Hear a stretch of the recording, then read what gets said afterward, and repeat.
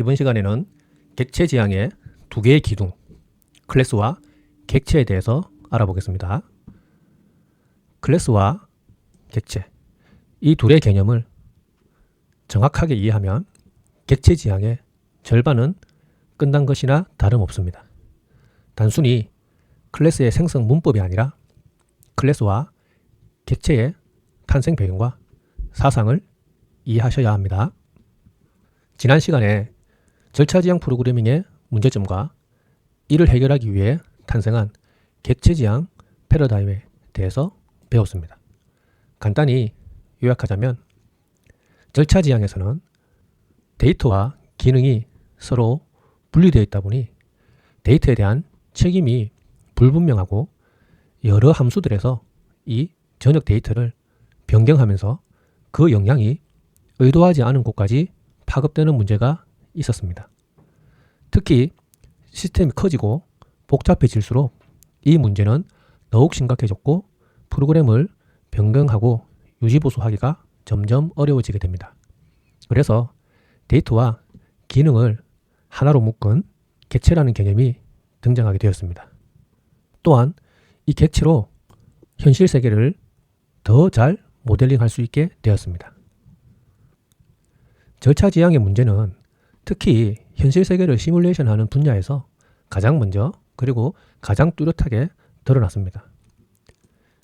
시뮬러라는 객체지향 원조격인 언어가 있습니다. 1960년대 시뮬러 개발자들은 공장, 항만, 교통과 같은 현실 세계의 시스템을 프로그램으로 시뮬레이션 하려다 기존 엘골 기반 절차지향 방식에서 명확한 한계를 느끼게 됩니다.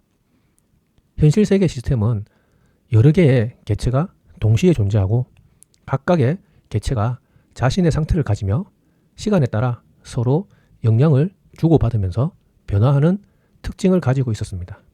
하지만 당시 사용하던 절차지향 방식으로 항만 시스템을 시뮬레이션 하려면 선박 상태, 부두 같은 이 상태는 전역 변수에 관리하고 이벤트 처리는 하나의 거대한 절차 코드로 작성해야 했습니다.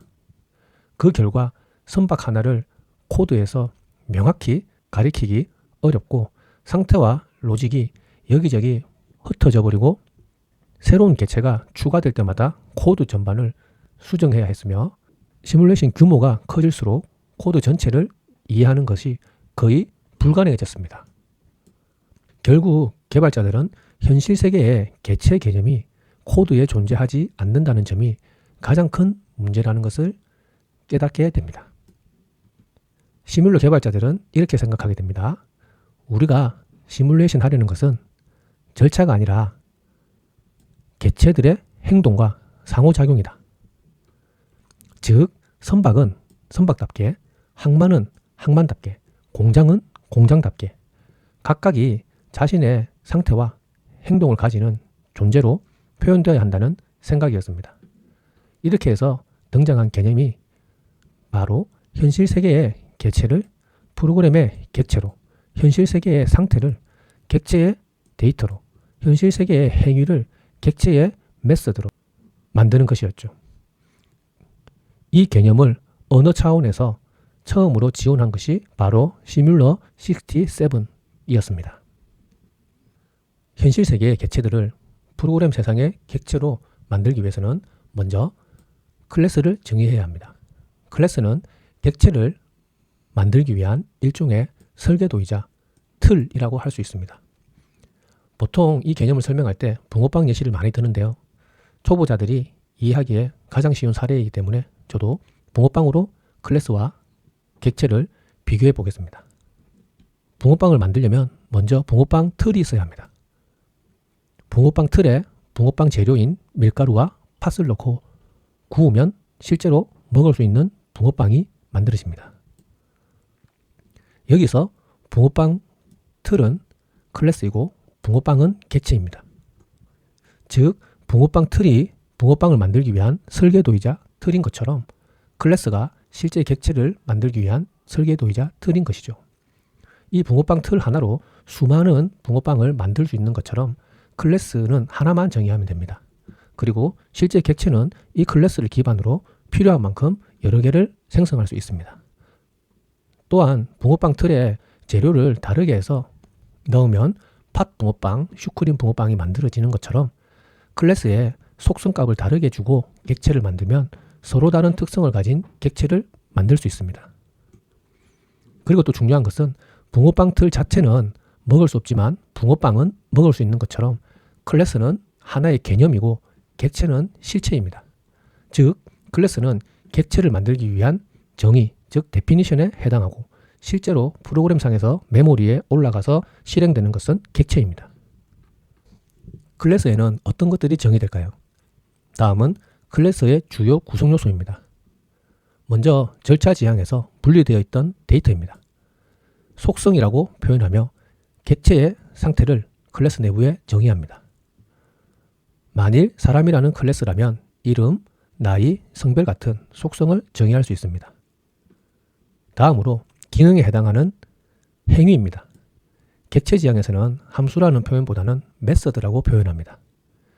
이 객체가 수행해야 할 행위, 즉 기능을 정의합니다. 만일 학생이라면 공부하기, 공격하기 같은 것들이 메서드로 정의될 수 있겠죠. 공격하기는 하지 맙시다. 그리고 또 하나 생성자입니다. 이 클래스로부터 객체가 생성될 때 자동으로 실행되는 함수라고 생각하시면 됩니다.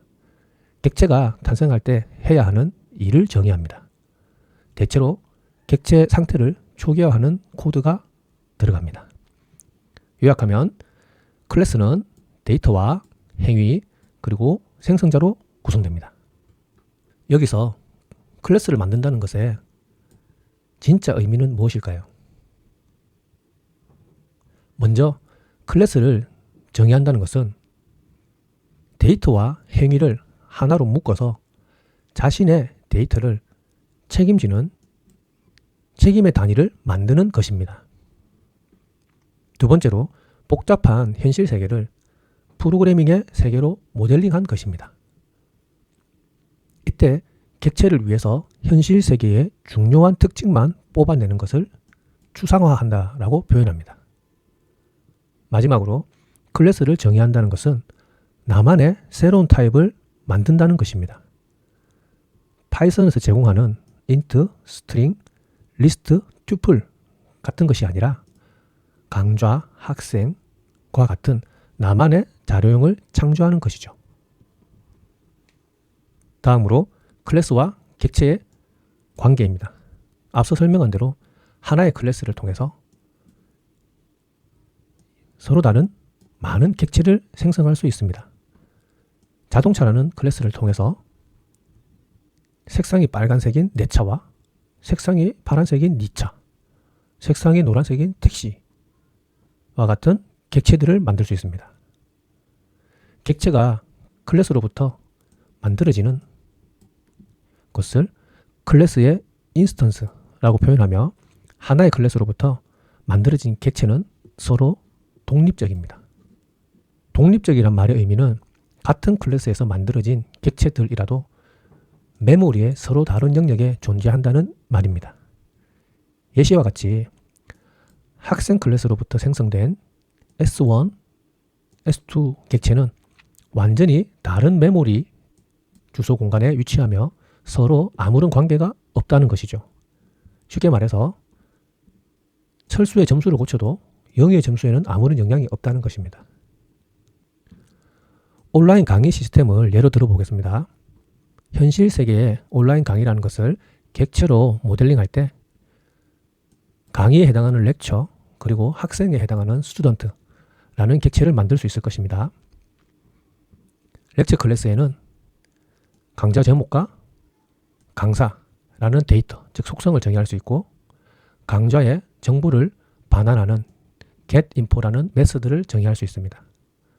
참고로 이것은 생성자입니다. 나중에 실습 때 다시 자세히 설명할 예정입니다. 그리고 스튜던트라는 클래스도 학생의 이름과 진도를 데이터로 정의할 수 있고 자신의 진도를 업데이트하는 메서드를 정의할 수 있습니다. 이 클래스들로부터 파이썬 강좌, 철수라는 학생, 객체를 만들 수 있습니다. 이렇게 만들어진 객체들을 이용해서 서로 메시지를 교환해서 프로그램을 구현해 나갑니다. 예시와 같이 학생 객체가 강좌 데이터에 직접 접근하는 것이 아니라 강좌 객체에 메시지를 보내서 강좌 정보를 요청하는 방식입니다.